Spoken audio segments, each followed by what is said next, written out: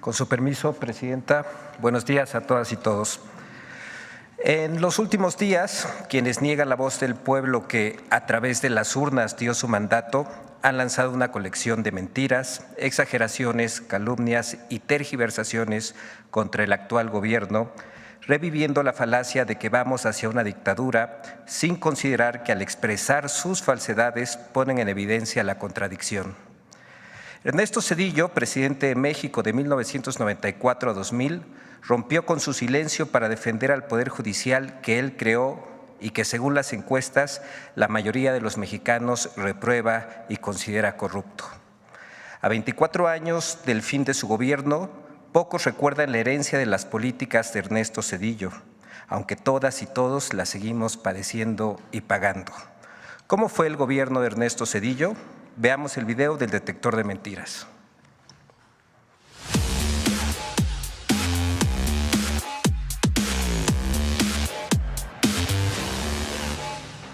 Desde su exilio dorado en empresas y organismos financieros de Estados Unidos, Ernesto Zedillo reaparece como el nuevo guía moral de una derecha extraviada, molesta, derrotada ante la mayoría del pueblo y dicta cátedra de autohalagos. 1. Es mentira que creó un poder judicial independiente y garantizó la división de poderes. El 1 de noviembre de 2024, Ernesto Zedillo publicó un artículo en el Washington Post en el que asegura que con su reforma de 1994 consiguió un poder judicial independiente, omitiendo que fue un decretazo del mismo Zedillo el que rediseñó la Suprema Corte de Justicia y que 30 años después, alrededor del 70% de los mexicanos considera un órgano corrupto e ineficaz.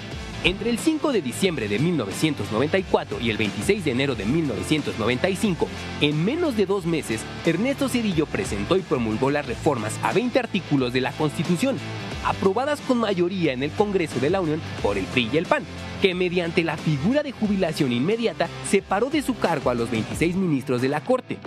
Los 11 ministros de la nueva Suprema Corte no fueron electos más que por el dedazo de Zedillo en acuerdo con el PRI y el PAN. Tan es así que el columnista Raimundo Riva Palacio comparó esta medida con lo realizado por el dictador peruano Alberto Fujimori y consideró que la reforma judicial era el equivalente a un golpe de Estado técnico, pues rompía con la división de poderes y la inmovilidad de los jueces establecida en la Constitución.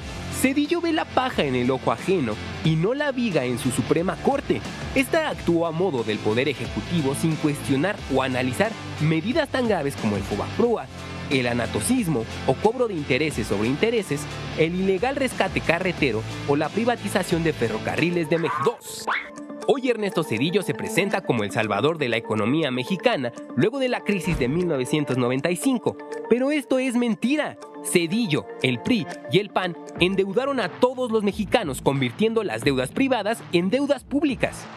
En 1995, Ernesto Zedillo activó el Fondo de Protección al Ahorro, FOBAPROA, convirtiendo en deuda pública la deuda de los bancos, que entonces ascendía a 552.300 millones de pesos. El 12 de diciembre de 1998, en contra de la voluntad popular, los diputados del PRI y el PAN aprobaron la Ley de Protección al Ahorro Bancario. Actualmente, 1 de cada 10 pesos de la deuda interna de México corresponde al FOBAPROA, la cual ya alcanza 1.096.877.7 millones de pesos. Mientras el gobierno de Zedillo rescató a los bancos, según cifras oficiales, generó 4.714.000 pobres alimentarios, propició que 4.330.000 personas entraran en pobreza de capacidades y condenó a 5.681.000 personas a la pobreza patrimonial. Los ministros heredados de Zedillo determinaron en 2005 no revisar las irregularidades del FOBAPROA en 4 bancos. 3. Las matanzas de Aguas Blancas y Acteal, los derechos humanos que Zedillo no defendió.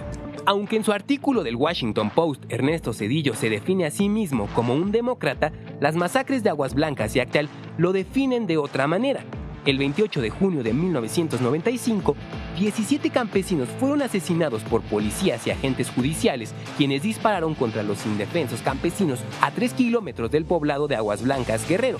El 22 de diciembre de 1997, un grupo de 60 paramilitares disparó con armas exclusivas del ejército contra un grupo de indígenas tzotziles, mientras se encontraban orando dentro de una ermita, con un saldo de 45 personas muertas. En 2009, la segunda sala de la Suprema Corte determinó que el Estado no debía pagar compensación a 2 detenidos de la matanza de Acteal que pasaron 11 años en la cárcel. 4. Las privatizaciones de Zedillo, el despojo a todas y todos los mexicanos.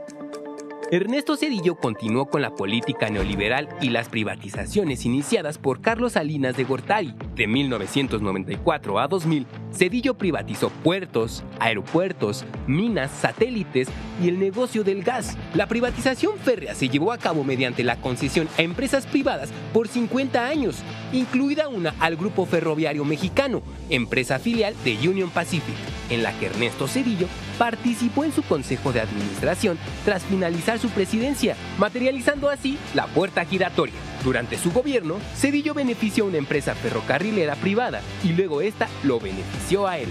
La Suprema Corte de Justicia de la Nación, creada por Ernesto Zedillo en 1995, nunca se opuso a las privatizaciones del gobierno zedillista, a pesar de que el pueblo de México sí lo hizo.